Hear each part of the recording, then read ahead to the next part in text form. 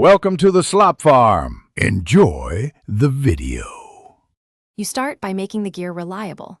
Check battery level and slot in a 32 GB plus SD card so you won't stop mid-session. Once done, stabilize the camera on a tripod or a fixed bracket and tighten mounts to avoid drift. This matters because Whispering Pines has uneven wind. Make sure you set the camera to manual or aperture priority so you control exposure, and enable GPS or time sync if you need consistent timestamps across multiple units.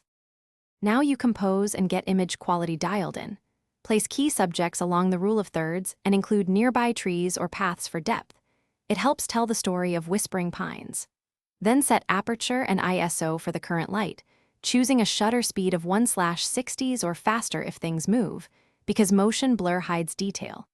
Once you focus, enable autofocus tracking for dynamic scenes or lock manual focus for static shots, and test a 5 to 10 second clip to verify exposure, and finish by capturing purposeful clips, record in manageable segments, and opt for 4K or the highest bitrate your workflow tolerates so you retain quality.